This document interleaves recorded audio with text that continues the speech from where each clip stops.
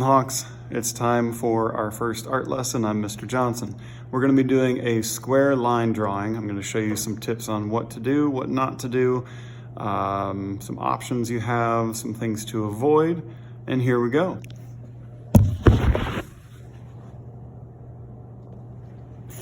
So first things first, we're talking about materials. You're going to want a sheet of paper. This can be copy paper, this can be notebook paper, this can be construction paper, this can be the torn off box on an Amazon shipment.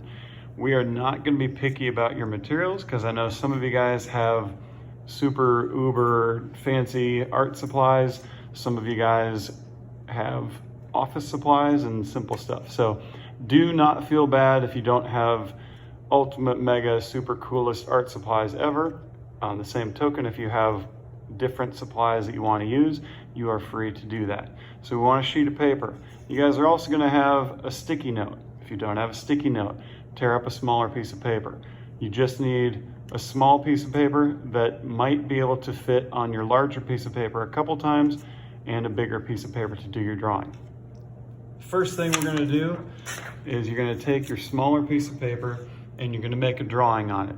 I'm going to use a Sharpie so that you can see my lines a little bit better.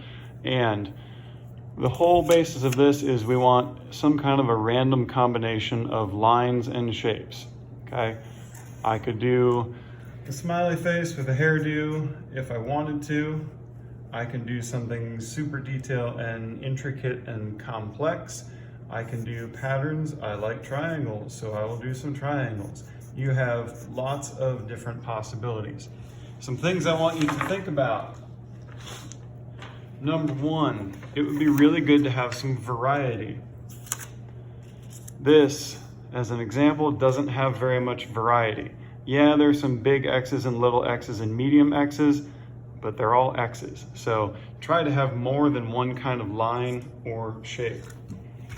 In this respect, this would be better because we have more variety, but we didn't really fill up the square. So another requirement, in addition to having good variety, and here's an even better variety example, is we want our design to fill up that small piece all the way out so that it touches all four edges.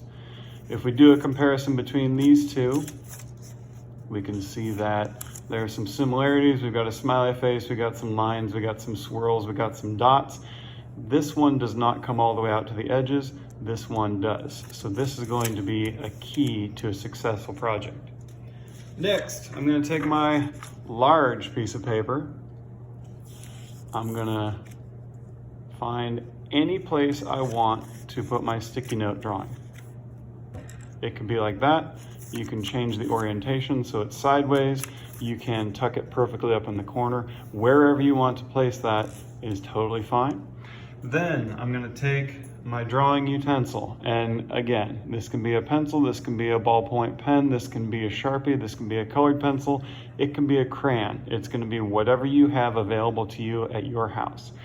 And I'm going to start out, and anywhere this drawing touches the edge of my big paper, I'm going to come up and invent a way to draw a continuation. I could do a mirror image.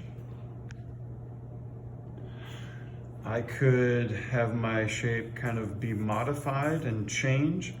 I can make this into a recognizable shape. This kind of looks like a fish. I can draw some recognizable images there. If I have a pattern in this corner, I can simply do a continuation of that pattern. Maybe my pattern enlarges. Maybe my pattern develops into something different. What I don't want to do as I extend this drawing, I don't want this extension to go all the way off the edge of the paper. We're just kind of working in a frame around my sticky note.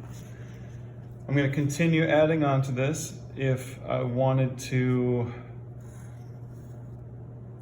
add on, if I wanted to shade in, if I wanted to add color, if I wanted to take these separate lines and make connections, however you decide to extend your sticky note drawing onto the paper is up to you. Once I've gone all the way around the edges here, and I'll finish that really quick, connect, and maybe we'll blob that over there, and maybe this will become an angular shape, and maybe this line will just kind of fizzle out over here.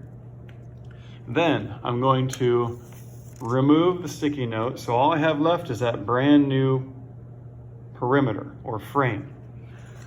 I'm not going to do anything else with this right now.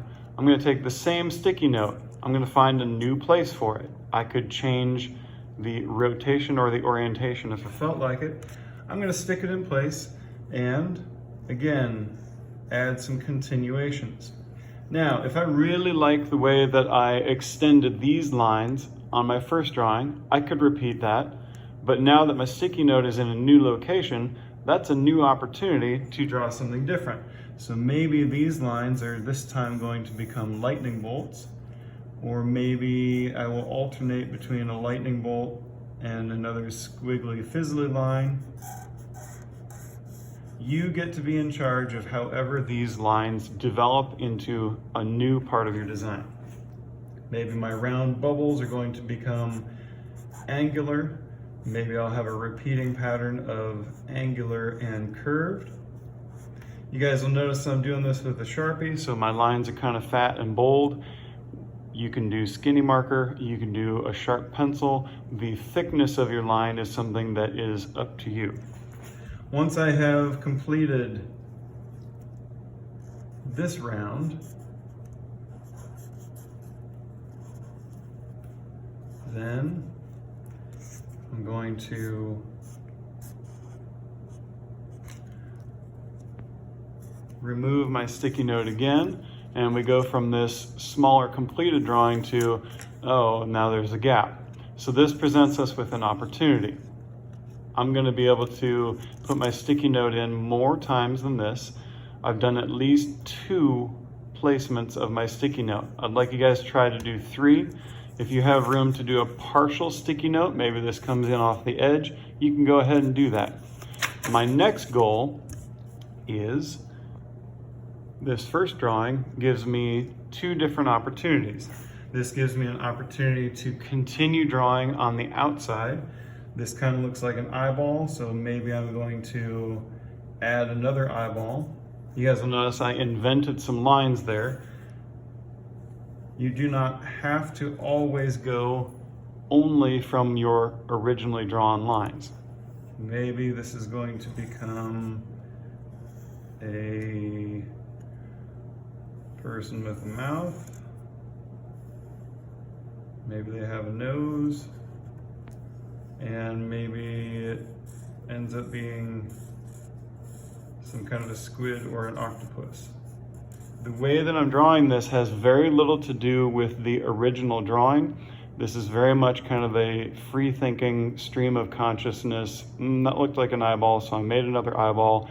2 eyeballs usually happen on a living thing, so then I move to a face and then move to a creature. Next, I will be deciding what these shapes could become. I'll be deciding if maybe this squid or octopus is now taking a ride on this turtle, and I just made the decision that it's a turtle. After I have added these details to the inside, I have all this extra space out here. So perhaps these curves are going to expand into flowers, or maybe they can expand into coral if I wanted to stick with an underwater theme, and so on and so forth. So my goal with each of these spaces that my original sticky note drawing created is I'm going to extend these lines to fill in this space.